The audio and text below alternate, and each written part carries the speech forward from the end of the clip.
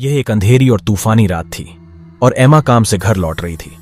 वह शहर की सीमा के पास के पुराने छोड़ी हुई मैंशन के बारे में अफवाहें सुनती थी, लेकिन उसे कभी भूतों या प्रेतों पर विश्वास नहीं था। वहीं जब उसने सड़क के बीच में खड़े एक आकृति को देखा, तब समझ में आया कि कुछ सत्य हो सकता है।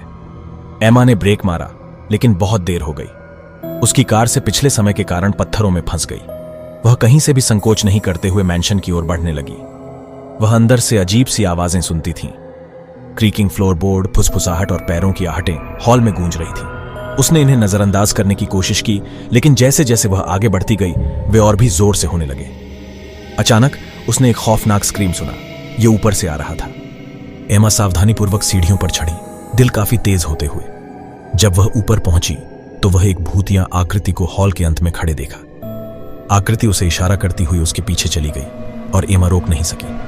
वह एक कमरे में पहुंची जो पुरानी एंटीक्स से भरा हुआ था। आकृति ने केंद्र में पेडेस्टल पर एक धूलिकित पुरानी किताब को इशारा किया। एमा ने किताब के पास जाकर उसे खोला। जैसे ही वह पृष्ठों पर लिखे शब्दों को पढ़ने लगी, एक डर का महसूस हुआ।